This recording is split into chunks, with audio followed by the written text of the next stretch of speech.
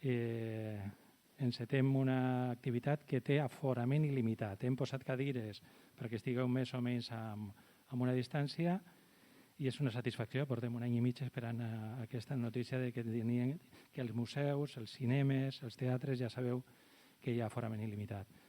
Deixem espai per a que en acabar la xerrada del Xema pugueu veure l'exposició, qui no l'hagi vist.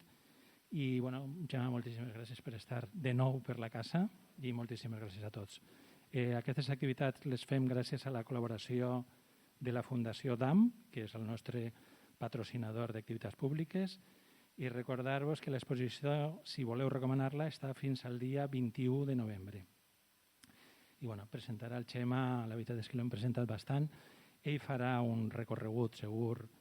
El primer dia que teníem una roda de premsa jo li vaig dir, fes unes notes, te prepares una estructura i, òbviament, he desistit ja definitivament, però us contarà moltíssimes coses i, a més, en un fil conductor que ell coneix molt bé. Bueno, simplement animar-vos a que, si voleu, a més de l'exposició, conèixer sobre Xema, mireu els llibres del Xema. Sempre ha tingut un èxit increïble, des dels primers llibres que va publicar a Actar, Nice to Meet You, després les dues publicacions que té a RM, que són Waiting Game 1, no li posa ni 1 ni 2, Waiting Game, i finalment aquest treball, Perfect Day, que és un treball que va publicar durant el confinament. Ell ens contarà com s'esgota un llibre durant el confinament i que pràcticament quedaven uns poquets exemplars i s'han esgotat. Per tant, Xema, tot teu. Moltes gràcies, Pepe. Bueno, agrair-vos que hagueu vingut i és cert, no?, que fa il·lusió ja que puguem anar a veure coses sense patir tant com hem patit fins ara. Quizá lo hago en castellano, a mí me da igual, ¿sí? ¿Ya algo? ¿Sí? Bueno. Perfect Day es un proyecto de 15 años, recorriendo el Mediterráneo español.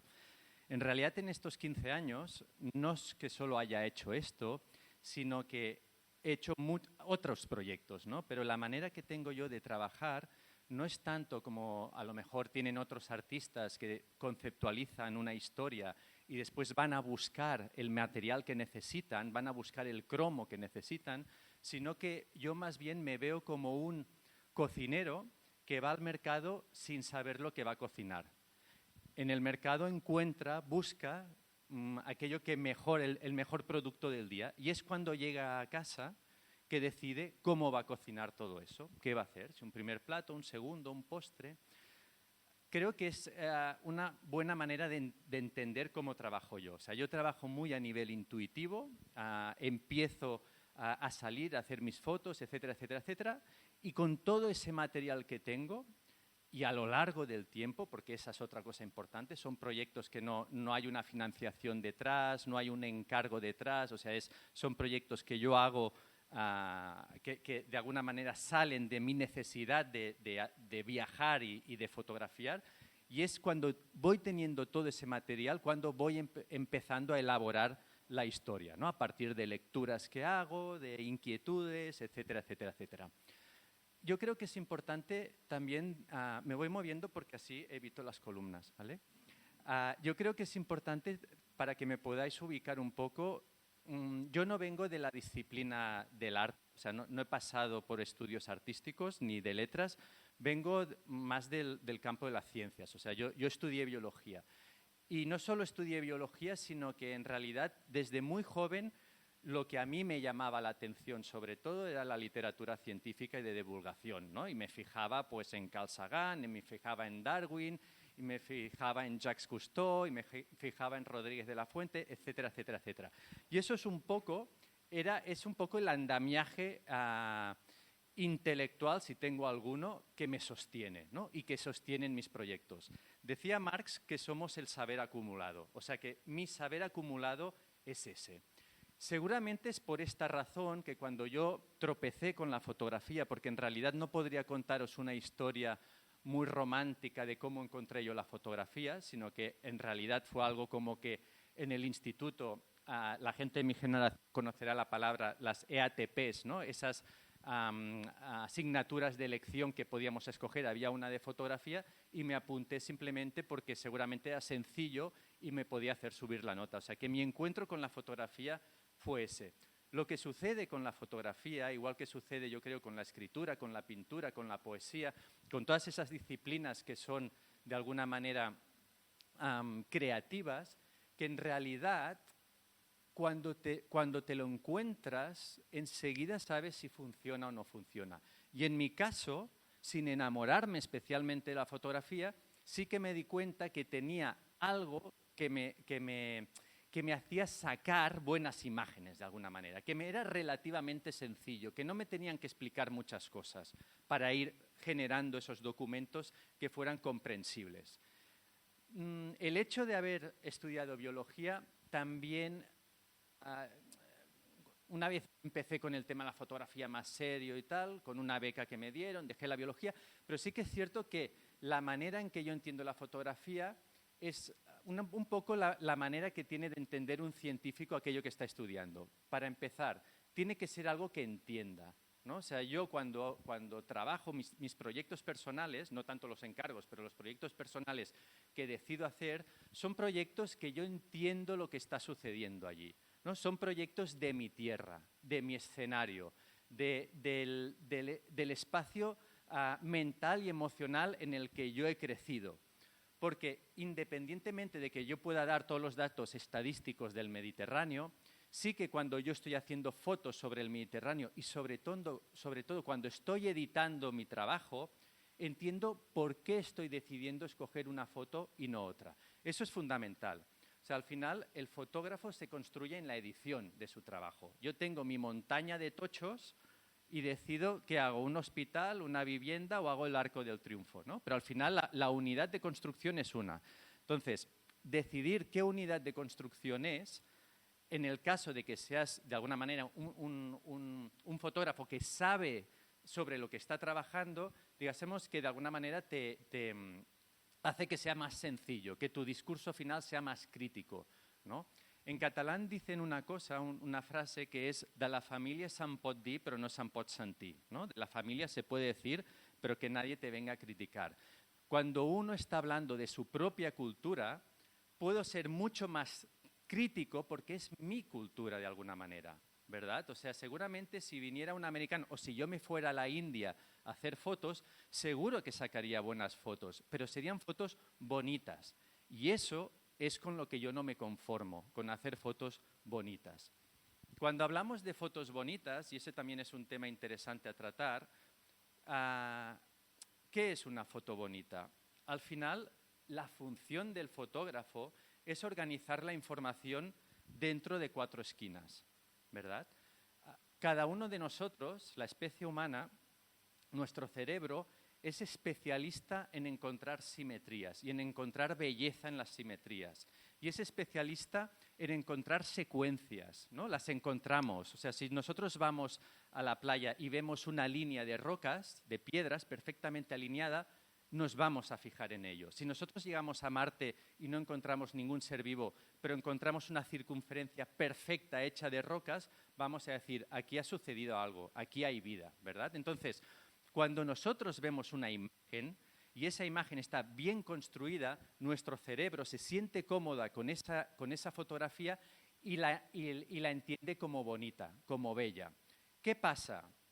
Que es uno de los grandes problemas de la fotografía, que a veces como más bella es una imagen, más te distancia emocionalmente de aquello que estás viendo. Que es lo que, por ejemplo, le critican mucho a Salgado, a Sebastián Salgado, ¿no? Que hace unas fotos tan bien construidas, tan bellas, por tanto, tan bellas, que muchas veces te distancias emocionalmente del que estás sufriendo en la foto. Y eso no pasará nunca en un texto. En un texto que esté perfectamente redactado y que hable de lo que sea, tú no vas a dejar de empatizar de aquello que está hablando por lo bien redactado que está ese texto.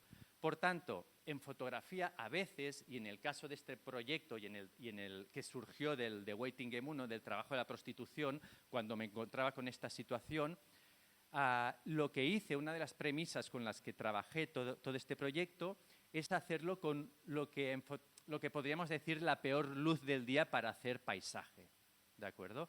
Para de alguna manera poner una clave de luz y una clave de colores en las imágenes que tuviesen ese punto de desolación que yo estaba buscando. No sabemos, aún no he encontrado nadie que me pueda explicar por qué el mundo parece más bonito a primera hora de la mañana o a última hora de la tarde, ¿no? No sé si es una memoria atávica, una memoria ancestral que tenemos, era cuando estábamos protegidos en nuestra cueva y cuando estábamos expuestos al sol, estábamos expuestos a los grandes depredadores.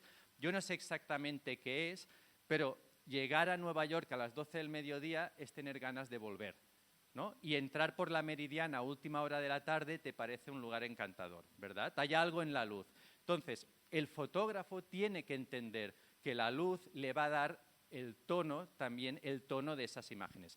Por eso también con este proyecto, empezando con el proyecto de la prostitución, pasé del blanco y negro al color. Mirad, bueno, vale, sigo.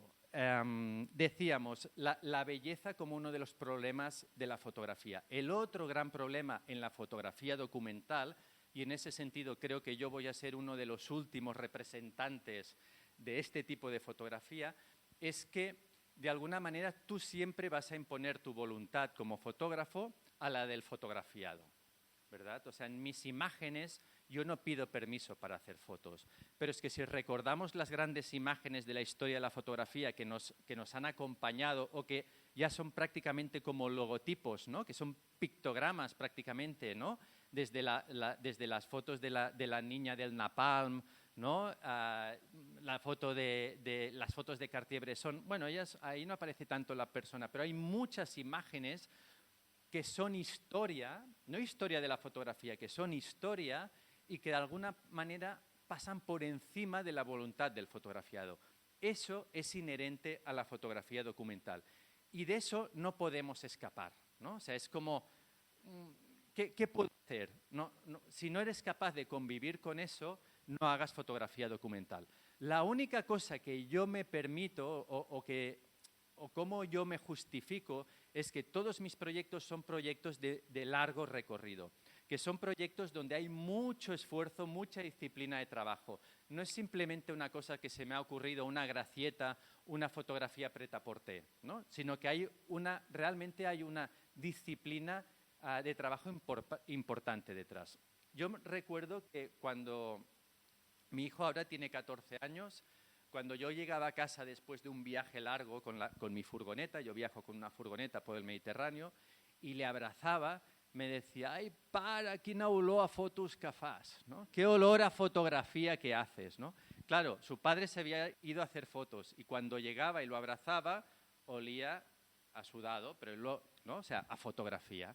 O sea, que en realidad esta fotografía que yo presento aquí es una fotografía que rompe con el glamour de la fotografía que os podáis imaginar, ¿eh? Es una fotografía de muchos kilómetros, de ir para arriba y para abajo, etcétera, etcétera, etcétera. ¿Con qué material he trabajado yo esto? El gran problema del fotógrafo es la estrategia de acceso, a diferencia del escritor o incluso del pintor, ¿no? Quiero hacer unas fotos de... ¿Y cómo lo vas a hacer? No, es que tengo una idea. Yo cuando daba clases de fotografía, ¿no? a los estudiantes que tenían que hacer un proyecto, no, es que voy a hacer... Bueno, pero primero cuéntame cómo lo vas a hacer, cómo lo vas a hacer, ¿no? Siempre es esa es la gran historia. Pensad que el fotógrafo va acompañado de una cámara y esa cámara te está constantemente presentando en el mundo como un fotógrafo, ¿no? Con todo lo que eso conlleva. Quiere decir que de alguna manera yo no puedo ir por el mundo trabajando sin que la gente se dé cuenta de que yo soy un fotógrafo. Paradójicamente, la manera en que yo he salvado esta situación es haciéndome o presentándome con una liturgia fotográfica tan complicada y tan aparatosa que la gente cuando me ve me interpreta seguramente que soy un fotógrafo, pero que no soy ese tipo de fotógrafo que ellos creen que soy, el fotógrafo de prensa, ¿no? al que ellos temen de alguna manera.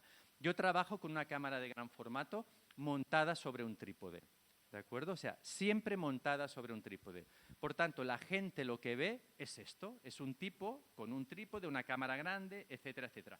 Muchas veces subido en el techo de la furgoneta, ¿no? Por ejemplo, esta foto, están hechas desde encima de la furgoneta. Con eso consigo, primero, que se me levante el horizonte, bueno, ya sería a nivel de construcción de imagen, pero sobre todo me permite desaparecer. Todo el mundo me ve, pero nadie me toma en cuenta, ¿no? Y eso es una de las grandes paradojas de este proyecto a nivel personal, ¿no? Que es fascinante, es increíble, o sea, no se me hubiera ocurrido que esto pudiera llegar a suceder. Vale, bueno, ya tengo montada la estrategia para empezar a trabajar. ¿Qué más? Que me voy por las ramas. Fijaros, cuando uno está decidiendo qué va a fotografiar, también tiene que decidir qué no va a fotografiar, ¿no? Cuando yo decido hacer este proyecto del Mediterráneo, empiezo poco a poco con esas primeras fotos, que claro, yo no las veo en el momento porque es una cámara analógica. Me había olvidado esto. Es una cámara analógica, no es el digital que te permite hacer la tercera foto mirando la segunda o corrigiendo la segunda y la cuarta corrigiendo la tercera y haciendo de editor y de fotógrafo a la vez, sino que yo en realidad me muevo por el mundo con una cámara que o hago fotos o saco el visor y pongo el negativo, perdón, o miro el mundo o pongo el negativo, con lo cual mi conexión es directa con el mundo. No tengo una interfaz ahí que constantemente me está interrumpiendo de lo que yo quiero hablar. Y eso es fundamental en fotografía, porque la intuición, que es como yo trabajo, es mucho más libre, ¿no? Después, en la edición, es cuando yo voy construyéndome, pero en el proceso de la toma fotográfica y de mi mirada sobre el mundo, trabaja mucho la intuición. Cuando tú trabajas en digital, cambia totalmente el proceso. Llegas a la furgoneta, te pones a mirar fotos, antes de irte a dormir te pones a mirar fotos, etcétera, etcétera. Y vas construyendo el discurso fotográfico final a la vez que lo estás haciendo. Para mí, la manera en que yo he trabajado este proyecto, una de las claves fundamentales es haberlo hecho en analógico. También fijaros, y eso es a otro nivel técnico, que todas las fotos parecen hechas en una misma semana, ¿verdad? ¿Por qué? Porque tienen una misma textura, tienen una misma luminosidad. Y eso es porque desde el primer día que empecé he trabajado con una sola cámara, una sola óptica y un solo tipo de película fotográfica. Y eso hace que después lo máximo que tengo que hacer es escanear, porque ahora sí que tienes que escanear para imprimir fotos, pero hago lo que hacen en cine, ¿no? Que es el talonaje, ¿no? Darle a todas las fotos, ya sean para el libro, ya sean para una exposición, unas luces, unos azules, unas texturas, un contraste, que todo sea parecido, que todo quede engamado. En el digital hubiera sido imposible. En 15 años, ¿cómo ha evolucionado el digital? Además, con el digital, cuando tú haces encargos, le aplicas los filtros del momento. De alguna manera, estás como muy ligado a lo que se está haciendo en ese momento, al momento estético. Y yo justamente en estas fotos siempre digo que todas las limitaciones del analógico es lo que a mí me permite ser libre como autor.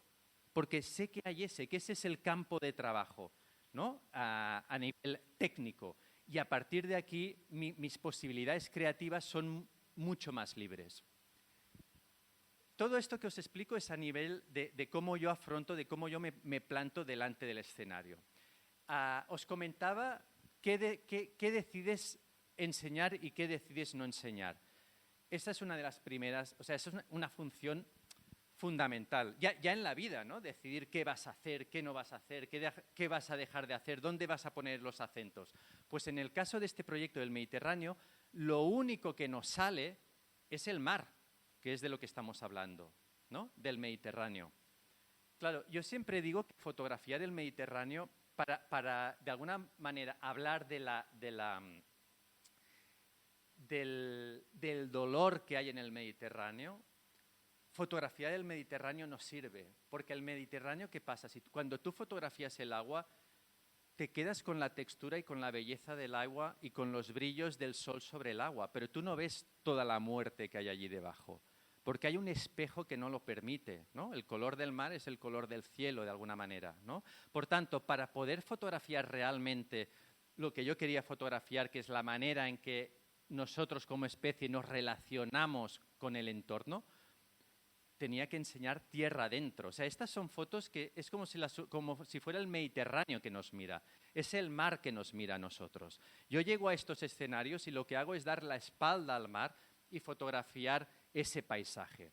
Para de alguna forma, porque en realidad eso es lo que yo necesito. Y también es cierto que en el momento que tú eliminas el mar de la escena, la foto se convierte en algo mucho más extraño, ¿no? Es como el truco de magia. Todo el mundo sabe que hay truco, pero eso no resta eficacia al show, ¿verdad?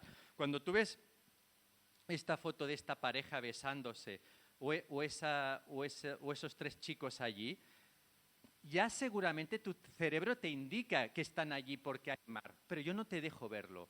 Y eso, de alguna manera, incrementa la extrañeza del lugar. O sea, yo te estoy metiendo en un rincón sin salida, ¿vale? Esa fue la primera premisa fundamental para hacer estas fotos. Y es, claro, y te facilita también mucho, ¿no? Porque cuando viajas y te plantas en un lugar, sabes que de momento le he de dar la espalda al mar, ¿vale? Es una premisa fundamental de trabajo. ¿Qué quería yo hacer con este proyecto del Mediterráneo? Bueno, como os decía, como mi formación es la de biólogo y mis lecturas son lecturas de esta tipología, de alguna manera lo que yo quería enseñar es cómo se relaciona nuestra especie con su entorno. Yo creo que la condición humana, para crear paisaje, ¿no? Somos animales oportunistas. Y lo primero que hacemos para crear un paisaje humano, para poder vivir y sobrevivir sobre la naturaleza, lo que hacemos es esterilizar el paisaje. ¿Y cómo esterilizamos el paisaje? Bueno, pues por ejemplo, con hormigón, ¿verdad? Con las famosas plazas duras de los ayuntamientos, ¿no? Llegamos a un lugar y no permitimos que ninguna otra especie pueda sobrevivir a ese lugar, añadiendo hormigón. No queremos que salgan plantas, no queremos que aparezcan ratas, ni queremos que aparezcan cucarachas. Y sobre esa lápida de hormigón, ¿no? Esa sería la primera foto donde me surgió toda esta idea, esa foto de ahí que está a la sombra, que es la portada del libro. Esa fue como el germen de todo este proyecto. Sobre esa lápida de hormigón edificamos nosotros nuestras vidas. Pero además, una de las cosas también que me fascinaba de nuestra especie y que lo podía realmente demostrar en estas imágenes es que, claro, somos animales que tenemos una capacidad de adaptación increíble al medio, ¿verdad? O sea, tenemos una resiliencia, una palabra muy usada ahora y que realmente es muy eficaz. Resiliencia viene de la física y viene a definir la capacidad de deformación que tiene un objeto delante de un impacto. Por ejemplo, el plomo es muy resiliente. Se deforma, pero no se rompe frente de un impacto. El cristal es muy poco resiliente, se rompe, su estructura desaparece delante de un impacto, ¿no? La especie humana tiene una resiliencia física y emocional brutal, ¿no?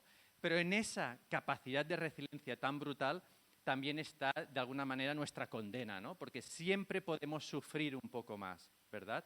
Al final, fijaros, la distopía de todo este proyecto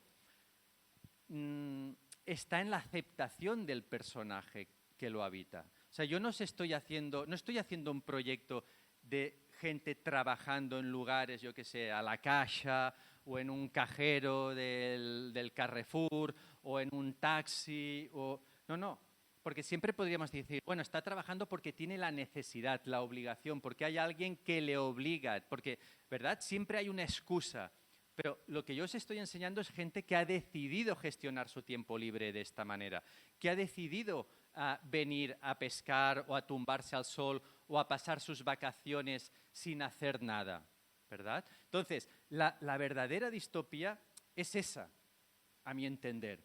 También es cierto, y el texto que acompaña el libro, el texto que acaba el libro, es un fragmento sacado de la serie True Detective, no sé supongo que muchos la habéis visto, de HBO, que es como una serie mítica, donde es la típica serie de policías, y uno de los policías es un nihilista, y cuando justo se acaban de conocer, su compañero de coche le dice, oye, ¿y tú en qué crees?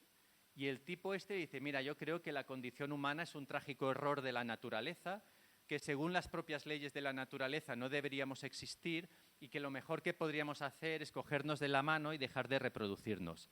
Y el otro dice, joder, ¿y entonces con qué ánimo te levantas cada mañana? Hombre, yo pienso que con el ánimo de ser testigo, de ser testigo, pero la verdadera respuesta es que no tengo el ánimo para el suicidio, ¿no? Claro, yo pensé, caramba, yo soy este. Lo que pasa que, a ver, yo tengo hijos, entonces este discurso en casa me lo guardo, ¿no? Me lo guardo porque ya sabéis que la gran dificultad con los hijos es hacerles creer que todo es posible y prepararlos para futuras frustraciones, ¿no? Porque no todo es posible. O sea, depende de dónde hayas nacido, hijo mío. Bueno, ¿qué más os quería comentar? Sobre el título. Claro, los títulos en fotografía son importantes, son muy importantes. Es lo que te da la música de fondo, nunca mejor dicho en este caso, ¿no? Es el que te da la clave, de alguna manera. Este es un proyecto que tiene cierta ironía. La ironía a mí me interesa, pero es muy delicada, porque lo que yo no me perdonaría nunca es caer en una burla.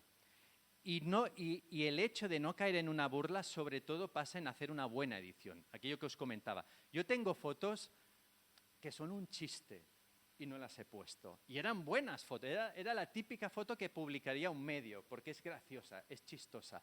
Pero claro, te has de retener. O sea, has de saber hacia dónde quieres ir, de qué quieres hablar. Y teniendo en cuenta que yo hablo sobre todo, sobre lo que somos nosotros, pero utilizando gente a la que no le he pedido permiso, tengo que ser mucho más cuidadoso a la hora de la edición. Quiero decir que ninguna de mis fotos está editada por la morfología del personaje. Yo no he puesto esta foto no es interesante porque este tipo lleva gorra, no lleva gorra, es un señor, es gordo, es flaco, es joven. No, o sea, la fuerza de cada una de estas imágenes está entre la tensión que hay entre el paisaje y el que lo habita, ¿vale? Entonces, los títulos, en este caso Perfect Day, de la canción del Lou Reed, ¿no? Como Un día perfecto, había leído en uno de estos libros, decía que al final la existencia de cada uno de nosotros se enmarca entre un momento altamente improbable estadísticamente, un milagroso, no me gusta utilizar la palabra milagro porque no soy creyente, pero que estadísticamente era prácticamente cero, que era nacer, ¿no? O sea, recordad que cada uno de vosotros aquí es el éxito reproductivo de todos los que nos precedieron, ¿eh? No solo de la especie humana, sino hasta el primero. O sea, eso da vértigo. Y ese es el primer momento. Y el otro punto en el que estamos enmarcados es la muerte, que es algo seguro que va a suceder, ¿no? Claro, desde esta perspectiva, si realmente fuéramos conscientes o realmente lo interiorizáramos, ostras, no sé si podríamos, ¿cómo gestionaríamos esa responsabilidad? Si le queremos llamar responsabilidad. Por tanto, el título me funcionaba perfecto en el sentido de que en términos biológicos, en términos digitales de unos y ceros, de vivo y muerto, cada segundo de tu vida mientras estés vivo, no me importa si estás al borde del colapso emocional o si lo que sea, cada momento de vida es un perfect day, ¿no? Le explicaba esto a un amigo inglés y me decía, en Inglaterra hay un chiste muy bueno inglés que dice que es un tipo que ha saltado desde un ático y cuando pasa por el primer piso, el que está regando las flores le dice, oye, ¿qué tal todo? Y el otro mientras cae le dice, bueno, hasta ahora todo bien, ¿no? Bueno, sería un poco el resumen. Total, el título de alguna forma amplifica, te da el tono de entrada para empezar a hacer esta lectura más irónica de la fotografía. También es cierto que en la ironía lo bueno también que tiene es que no es, o sea, que no sabes si es drama o si es comedia, ¿no? No sabes si es reír o te ríes casi sintiéndote mal de alguna manera, que es lo que tienen muchas de estas fotos, ¿no? Que aparentemente hay algo gracioso en esta fotografía de esta mujer que está alineada perfectamente con un container que aparentemente no parece lo más oportuno, el lugar más oportuno donde ponerte, ¿no? Pero que en el fondo hay una carga trágica sobre eso, ¿no? Esta mujer está sobre un césped artificial, el relato de la felicidad. el relato de las vacaciones. También es importante, y aquí hay una frase que encontré de la función del fotógrafo, es un libro de John Steinbeck, Viajes con Charlie. Es un libro que os recomiendo. El John Steinbeck es el de las uvas de la ira, que es durísimo, pero este libro es muy chulo. Es un viaje que él hace por Estados Unidos con su furgoneta y su perro. Y en uno de los textos ponía: lo que yo escribo aquí es verdad hasta que llegue otro por esta ruta y reordene el mundo a su manera.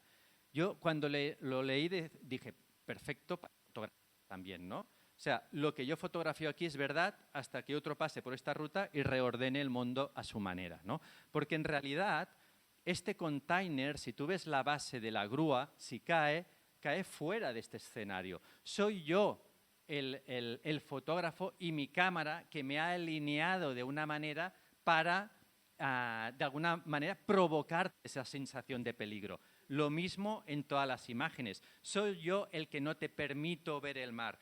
Soy yo el que fotografió a un niño sentado al borde de una piscina y elimino a la familia de la ecuación, con lo cual te da una sensación de este niño está en una situación de peligro, etcétera, etcétera, etcétera, ¿verdad? Siempre se hablaba, ahora ya no, obviamente, pero sobre todo en fotografía documental, sobre la objetividad.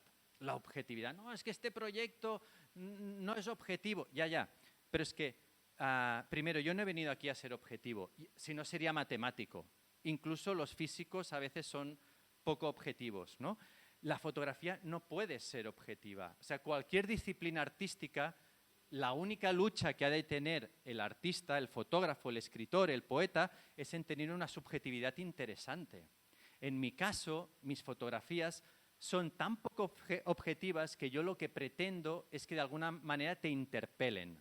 O sea, no quiero explicarte todo lo que está sucediendo allí, o no quiero explicarte más. O sea, mi premisa de funcionamiento no es voy a enseñar esto de la mejor manera para que se pueda entender lo máximo posible. No, yo voy con una idea muy clara y te provoco de alguna manera, ¿no? Te provoco que tú, que eres el que acabas la foto, te doy ese margen para que decidas cómo vas a acabar esa fotografía. Siempre, esto lo saqué pero también encaja muy bien, lo saqué de lo que es la evolución, ¿no? Un animal, un pájaro vuela sin saber por qué vuela, simplemente vuela, ¿no? Y no tendríamos que coger un pájaro. Cada uno de nosotros piensa sin saber cuáles son los mecanismos fisiológicos que hay detrás del pensamiento, ¿no? O sea, de alguna manera hay una competencia sin entender, ¿no? O sea, sin entender realmente por qué sucede. Y en fotografía, la diferencia entre el texto y la fotografía es esa. En el texto solo hay comprensión si uno es competente.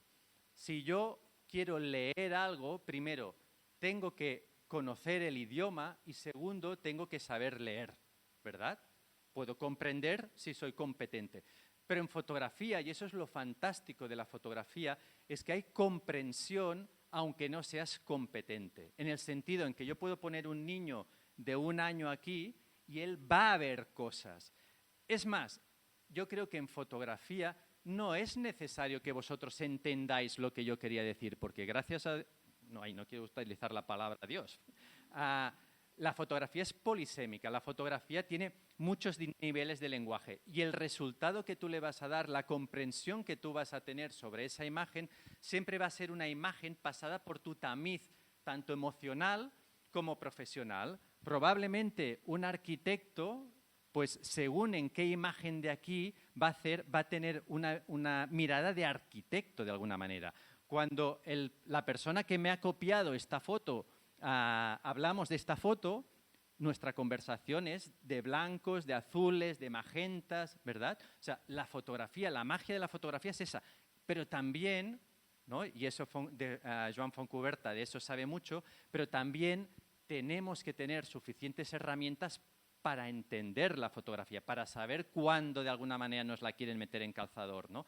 Hoy leía una crónica que me ha gustado mucho de Mercè Ibars en El País, que hablaba de la exposición y decía que me ha sorprendido, pero decía que una de las cosas que de este proyecto, de estas imágenes, la frapaban, no sé cómo sería en castellano, le incomodaban o le provocaban, es que son fotos que técnicamente son muy precisas, muy perfectas, ¿no? Que casi parecen publicitarias de alguna manera. Pero lo que está sucediendo dentro está claro que no pertenece al mundo de la publicidad, ¿no? La publicidad es un gran especialista en manipular a través de la fotografía, ¿no? No tanto lo que queremos, sino nuestros deseos, ¿no? Como una vez leí del Harari, el libro este de Sapiens, fundamental, decía, sí, nosotros somos libres de decidir qué queremos. Y ahí nos quedamos. Lo que no somos libres es de decidir qué deseamos, ¿no? Yo como una mujer tengo la obligación de desear ser madre. Deseo un coche, después puedo elegir entre BMW, Audi y Mercedes, pero ¿deseo tener un coche para posicionarme delante del mundo de una cierta manera? ¿Qué más os puedo contar de mis bueno, creo que una ventaja también de haber trabajado sobre el Mediterráneo es que todo el mundo sabe lo que es el Mediterráneo. Si yo hubiese hecho este mismo trabajo en la zona de Galicia, tendría que dar muchas explicaciones. Pero creo que a nivel global hay una idea mental sobre el Mediterráneo, ¿no? Todo el mundo, desde un tío de Nueva York hasta un chino, tiene una idea muy romántica de lo que es el Mediterráneo. Por tanto, para mí fue perfecto, o sea, trabajar sobre el Mediterráneo, porque no tenía que dar explicaciones, sobre lo que estaba haciendo y sobre lo que significaba. Y hablar sobre el Mediterráneo y de cómo se ha gestionado el espacio público, recordad que el espacio público, la res pública que decían los romanos, la gestionan ¿quién? Los políticos, ¿no? Que son los que ponen las leyes y las maneras en que aquello se puede gestionar. Pues poder enseñar cómo se había gestionado el Mediterráneo era en realidad hablar de cómo se gestionaba nuestra relación con la naturaleza o con nuestro entorno. Ahora yo, por ejemplo, estoy acabando el tercer libro del The Waiting Game, que es una trilogía, y es un proyecto que ya las fotos ya las tengo hechas y hablan sobre cómo nos relacionamos con la naturaleza, ¿no? Para hablar de cómo nos relacionamos con la naturaleza, yo he utilizado el perro, ¿no? ¿Cuál es el éxito del perro como animal de compañía? Que es sumiso, ¿verdad? Seas un cafre o seas súper buen dueño, te encanta que tu perro te venga a lamer las manos, ¿no? Y que cuando le digas aquí, venga aquí, que lo puedas llevar para arriba. Es una extensión tuya de alguna manera, ¿verdad? Pero básicamente la razón fundamental por la que ha tenido el éxito el perro es que es sumiso. ¿Y cómo nos relacionamos nosotros con la naturaleza? Pues yo os lo diré. Yo personalmente, a mí me encanta la naturaleza. Yo llego a la Sardaña atravesando el túnel del Cadí, subo a Guils de Sardaña, os lo recomiendo, la carretera está perfecta, arriba hay un parking impecable y me hago una rutita de 1 hora y media, no os preocupéis, no vais a encontrar ni lobos ni osos grizzlies, podéis ir en familia, y cuando acabo mi ruta de 1 hora y media, que está muy bien marcadito en todos lados, hay un chiringuito que me puedo hacer un helado, una butifarra, un café, ¿no? Así es como nos gusta la naturaleza. Eso sí, yo no tiro ni papeles, ni una cosa más importante, pieles de mandarina. Que la gente dice, no, oye, no me dejes tu piel de mandarina, porque cada vez que, eso ya es una cuña que yo pongo, cada vez que veo el color naranja, me interrumpe mi línea de pensamiento, ¿no? Pero quiero decir que la manera en que nosotros gestionamos el territorio, la manera en que nosotros nos relacionamos con la naturaleza, es de una manera depredadora. Por muy ecologistas, por muy de izquierdas, por muy loboesteparios que seamos, realmente no sé si hay otra manera, ¿eh? Si somos, como decía el texto de True Detective, un trágico error de la propia naturaleza, ¿no? Es como la naturaleza que se ha disparado en el pie. No sé si os puedo explicar alguna cosa más. Estoy leyendo algunas frases por aquí que yo no las quería poner, porque no quería parecer a Paulo Coelho, ¿sabes? Poniendo sus frases. Pero Pepe me dijo, no, ponlas porque yo creo que ayuda a entender un poco tu mirada. No sé si tenéis alguna duda, alguna pregunta que tengáis. Si queréis que os diga.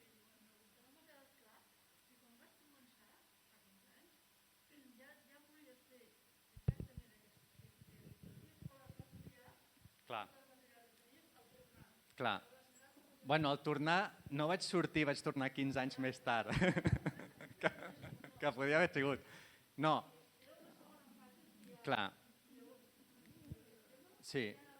Sí. Yo empecé este proyecto con la cámara hace 15 años porque cogí la cámara con la que hice este proyecto para hacer el proyecto de la prostitución de carretera. No sé, yo supongo que algunos de aquí lo conocéis, ¿no? Que es un proyecto de 8 años circulando por el Mediterráneo, una vez más, fotografiando la prostitución de carretera. Os voy a explicar un poco esta historia porque creo que es interesante y que al final es un poco de donde sale también toda esta serie. Claro, yo el Mediterráneo ya me lo había recorrido, ¿no? Entonces había una imagen muy bestia que se repetía constantemente a través de la ventanilla cuando pasabas, que era esa mujer en un descampado, en una rotonda, ¿no? En un cruce, que como imagen, claro, somos animales visuales, era como muy bestia, ¿no? O sea, era súper bestia. Me enviaron un mail los del diario El Mundo y me dijeron, oye, necesitamos una fotografía de una prostituta de carretera, porque es un tema recurrente, ¿no? Que va saliendo en los medios y tal. Y yo cuando pensé, claro, yo no había hecho nunca este proyecto porque emocionalmente me daba pereza, entendedme la palabra pereza en este sentido, ¿eh? O sea, era una situación muy bestia en la que yo no me quería meter de alguna manera, ¿no? Pero bueno, en el momento en que te hacen un encargo, yo me lo tomé como una oportunidad para intentar buscar una estrategia, una manera de poder trabajar esa historia como a mí me interesaba y de poder seguir trabajando. Entonces, a partir también de lecturas, viendo muchos proyectos de prostitución, ¿no?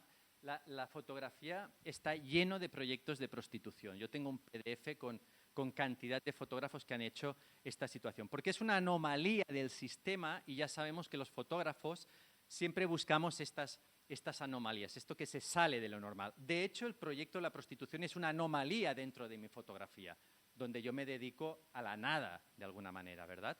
Entonces, vale, de acuerdo, decidí hacerlo y pensé, leyendo, hablando con gente, y dije, claro, en realidad el problema de la prostitución, y quiero que todo esto lo cojamos entre pinzas, es no tanto el hecho de decidir prostituirte, sino bajo qué condiciones, ¿no? O sea, el contexto, siempre. Al final mi fotografía es una fotografía de contexto. O sea, si tú controlas el contexto, si tú decides cómo, cuándo, de qué manera, cuándo empiezas, cuándo acabas, etcétera, etcétera, etcétera, pues es tu decisión, ¿verdad? Pero claramente la prostitución de carretera que yo veía, que es una mujer a la intemperie, en la nada, ¿no? Donde un coche para, esa mujer entra. O sea, es muy heavy. Y a ojos de todo el mundo, porque esa es otra distopía, ¿no? Cuando se normalizan, cuando cosificamos las cosas y por tanto ya sabemos que hemos quedado en la salida, ¿sabes esa que siempre hay una prostituta? Pues esa salida sales por allí y ahí está el restaurante, ¿no? Ya es un punto, ¿no? Geográfico. Esto es lo que a mí me impresionaba. Entonces decidí adquirir una cámara de gran formato para alejarme de la persona, para poner el acento en el contexto, que era la anomalía para mí es real, proteger la identidad de la persona, con aquello que hablábamos antes del problema del fotógrafo que siempre impone su voluntad, ¿vale? Y para eliminar esa belleza inherente que tiene la fotografía, una fotografía bien construida, como mínimo, trabajarla con la peor de las luces, que era la luz del mediodía, ¿vale? Entonces, mientras yo iba haciendo este proyecto, que también a medida que iba editando, porque la primera foto que salió en prensa era una fotografía de una chica que estaba así, sobre sus talones, así, mostrándose al tráfico. ¿Por qué? Porque era una fotografía de prensa y en esa foto estaba todo explicado. Se veía el tráfico y se veía la prostituta. En esa primera foto yo decidí una nueva premisa de trabajo, ¿vale? Ya tenía distancia y luz. La otra premisa sobre la que decidí trabajar era eliminar el display de prostitución, ¿no? O sea, ¿tú por qué identificas a una prostituta o a un policía o a un tipo que está con mal genio? Por su body language. En el momento, esto es Ellen Fisher, es una antropóloga americana, en el momento en que tú te pones unos talones, lo que haces es modificar tu centro de gravedad y te obliga a apretar culo y proyectar el pecho. Estás, lo que en biología llamamos, acentuando el dimorfismo sexual. El dimorfismo sexual son las diferencias morfológicas entre mascles y femelles de una misma especie, ¿verdad? La moda lo que hace es acentuar diferentes dimorfismos sexuales, dependiendo de lo que se lleva o lo que tú quieras comunicar. Bien, cuando yo vi esa primera foto, que era la publicada, vi que lo que tú solo veías, aunque hubiera paisaje, era una prostituta. Y que si yo quería, de alguna manera, llegar a empatizar con la persona que estaba allí, fotografiar a la mujer y no a la prostituta, lo único que podía hacer era eliminar la prostituta. Como la prostituta no la podía eliminar su lenguaje corporal, ¿no? Y me quedé siempre haciendo la imagen de la mujer en una actitud de espera, sentada, fumando, ¿no? Donde ya relajaba todo el cuerpo. Bueno, mientras yo ya iba haciendo este proyecto que me llevó 8 años y que el título es The Waiting Game, es un título que como anécdota os diré que me lo dio Martin Parr, ¿no? Yo estaba buscando título porque, claro, una vez más, ¿no? Y sobre un tema tan delicado era complicado. Martin Parr me dijo, The Waiting Game. Y yo dije, hostia, pero es que esto yo no sé ni lo que quiere decir. Búscalo, es perfecto. The Waiting Game para los ingleses, el juego de la espera, no tanto los americanos, para los ingleses es cuando tú estás esperando en el autobús, en el médico, en el dentista, ¿no?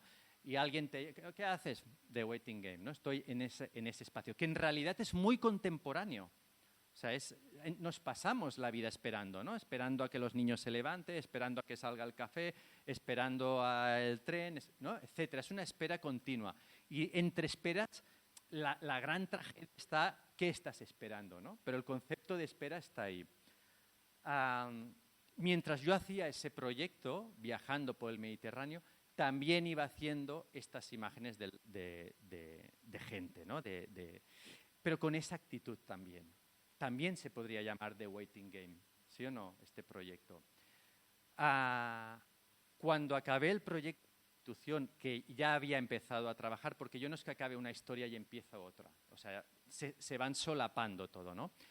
Empecé a hacer el segundo libro del The Waiting Game y me fui al otro extremo, ¿no? De alguna manera, mi tesis es que somos tantísima gente en el mundo que todas las esperas son posibles. Quiero decir que ahora todo lo que le puede suceder a un ser humano, a alguien le está sucediendo, ¿no?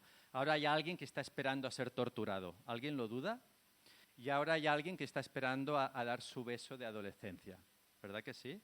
Y ahora hay alguien que está esperando en una carretera y ahora hay alguien que está esperando a que piquen los peces, ¿no? Entonces, lo que yo me dediqué en el segundo libro es a fotografiar esa otra espera, buscando una espera que fuera antagónica a la primera, que es el pescador.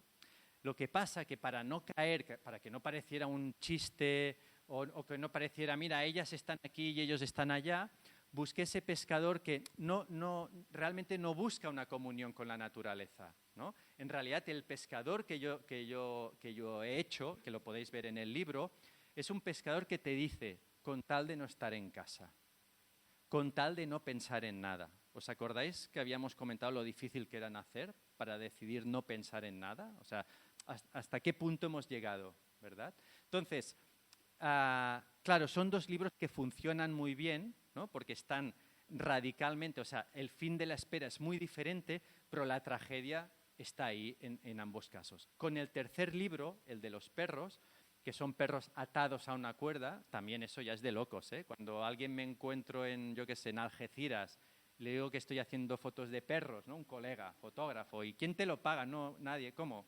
¿Vienes de Barcelona a hacer fotos? ¿Y esto para qué? Bueno, no sé, ¿no? Es como, pero también es cierto que la fotografía es una necesidad, ¿no? En realidad, mi necesidad, yo siempre explico que no es hacer fotos, es estar solo. O sea, mira, he encontrado la fotografía, ¿no? Que me permite esa posibilidad de estar solo y de divagar de alguna manera. Entonces, el tercer libro, el de los perros, lo que cierra Es una trilogía que habla de lo que es la especie humana. De una forma muy resumida, somos animales sociales, autoconscientes, que vivimos en relación con nuestra naturaleza, con la naturaleza, con nuestro entorno. No tendría que decir ni nuestro, con el entorno, ¿vale? Entonces, el primer libro de Waiting Game, el de la prostitución, es la distopía de lo social. La prostitución es claramente un acto social absolutamente distópico. El pescador es la distopía de la autoconciencia. La autoconciencia es aquello que nos permite proyectarnos en el tiempo, pensar en abstracto, y el pescador lo que te dice es con tal de no pensar en nada, con tal de no estar en casa. ¿Por qué? Porque seguramente si conocieras sus circunstancias entenderías por qué no quiere ser, ¿no? ¿Por qué quiere dejar de ser, desaparecer? Y como en el mundo contemporáneo está muy mal visto sentarte simplemente sin hacer nada, pero en cambio si pones una caña al lado, ya está justificado. De hecho, las primeras fotos que empecé a editar, pero ya era complicado y así no, pero aquí hay 2 fotos, son pescadores que no aguantan ni la caña. O sea, que la caña está apoyada en algún lugar, ¿verdad?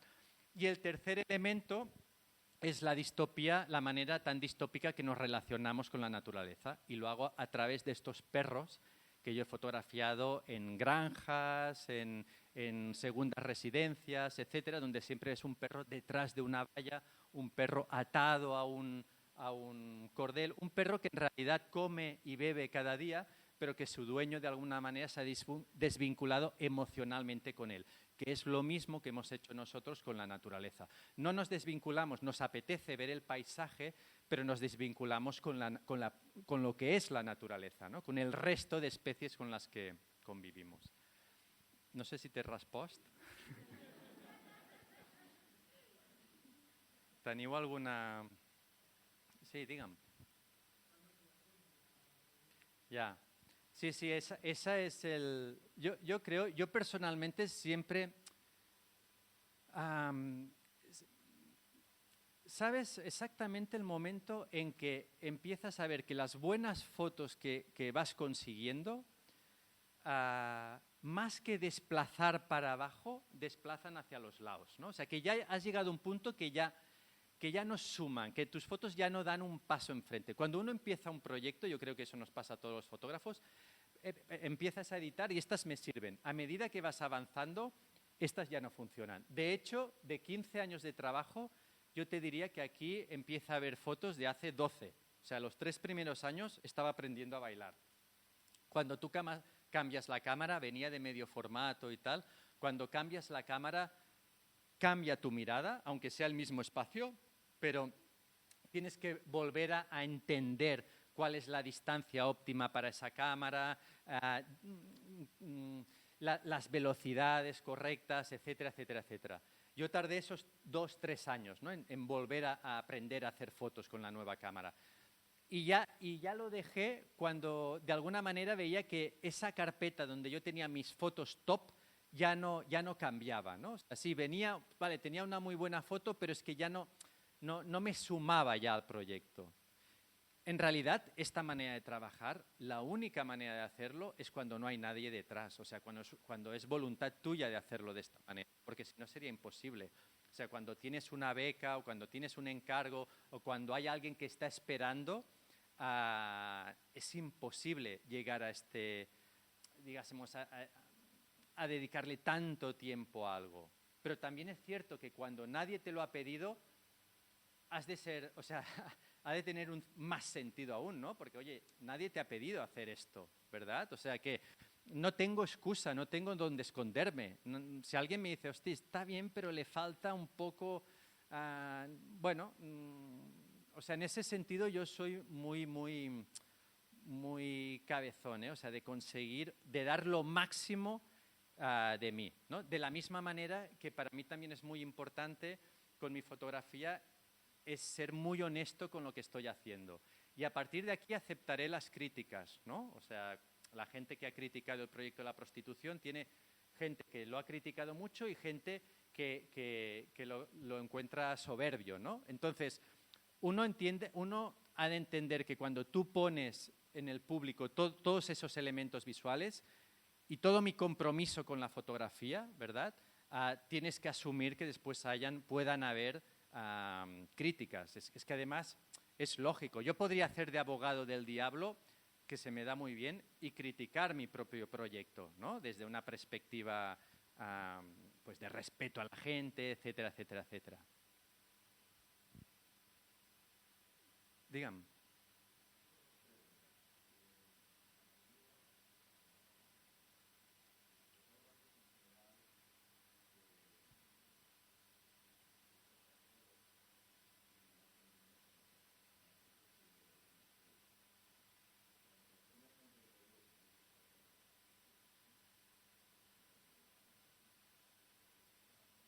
Mm. Mira, mm.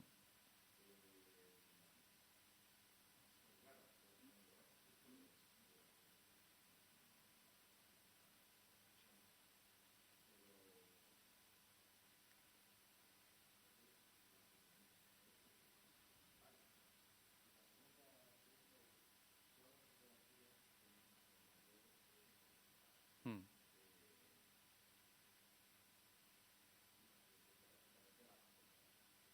Mm.